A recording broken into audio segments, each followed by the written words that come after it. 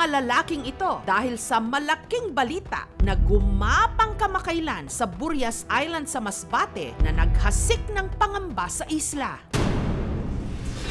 Di umano sa itaas ng puno ng bangkal may nakatirang dambuhalang uod.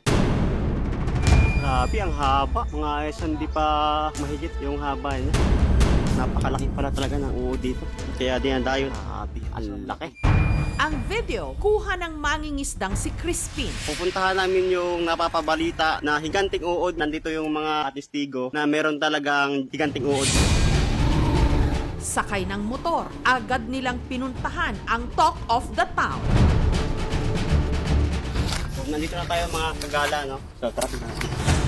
First time po namin ngayon na makakakita ng higanting uod. Ang hirap mandaan dito mga kagala. Adako, ganyan na siya? Yang style nga na. Grabe, no? Matapos ang ilang minutong lakaran, So, malapit na kami mga kagala dito sa higanting uod na sinasabi nila. narating na nila ang puno. So, mga kagala, napakalaki pala talaga ng uod dito. Kaya dinadayon ng mga vlogger. Pagka-zoom in ng camera, tumambad na kay Crispin ang kanilang pakay.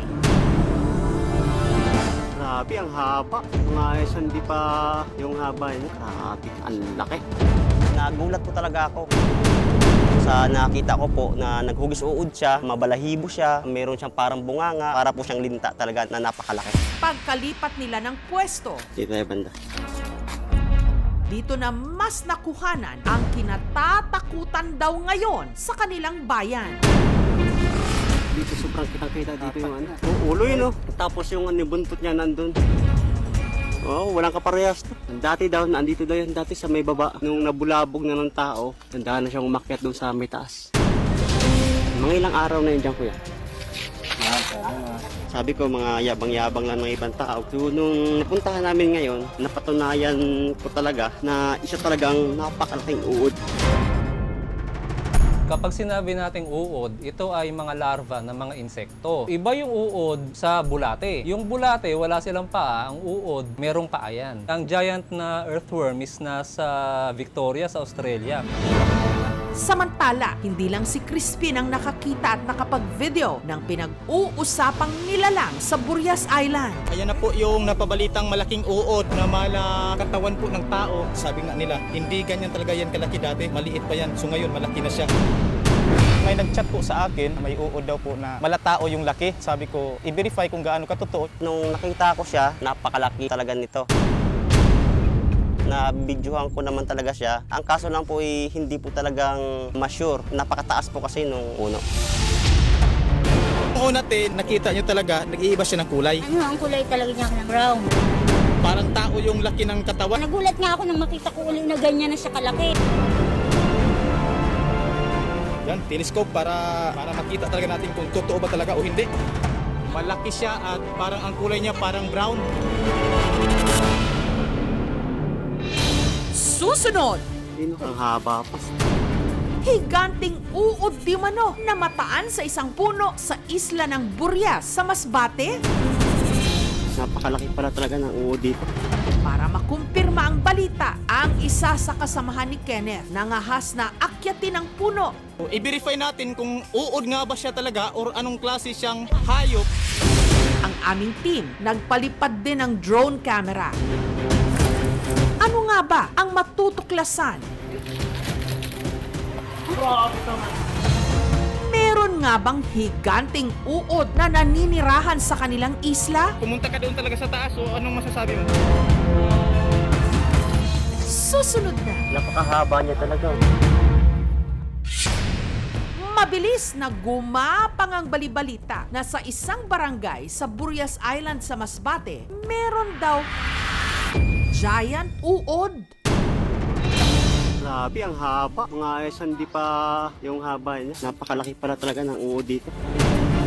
Sabi nga nila, hindi ganyan talaga yan kalaki dati. Maliit pa yan. So ngayon, malaki na siya. para magkaalaman kung totoong higanting uod ito. Yun po, si Ihado, pinaakyat ko siya sa pinakadulon. I-verify natin kung uod nga ba siya talaga or anong klase siyang hayop.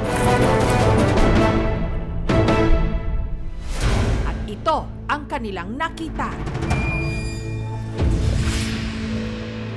So Ihado, pumunta ka doon talaga sa taas, so anong masasabi mo? Tsukan mo to?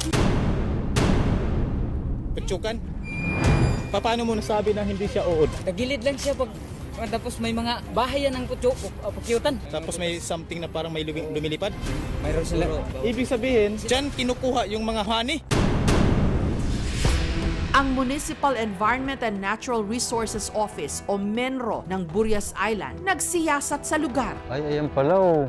Isang metro siya, oh. Oh, isang metro. Kung nasa taas kasi siya, grabe nakakatakot talaga yung yung tsura niya, di ba? Dito sa Pilipinas, wala pa nakikitang gano'n. Kung meron talagang malaking uod na gano'n, dapat noon pa na-discover yan. Kung halimbawa may makita kayong uod, pinakamaganda, wag nyo na lang hawakan. Kasi yung mga uod, usually yan, kapag ganyan kalalaki, meron silang balahibo. Yung balahibo na yon for defensive purposes. Lesson po para sa lahat, kung may mga ganyang mga balita ay huwag ka agad maniwala. Sa halip, i-verify ito kung gaano katotoo, sino yung source ng information na yon, kasi nagpapanik yung tao. Lawakan pa ang pananaliksik. Lalo't napakaraming sikreto at nakamamanghang bagay ang kalikasan. Hindi pwedeng worm's eye view lang. Thank you so much mga kapuso. Kung nagustuhan niyo po ang videong ito, subscribe na sa GMA Public Affairs YouTube channel. Don't forget to hit the bell button for our latest updates.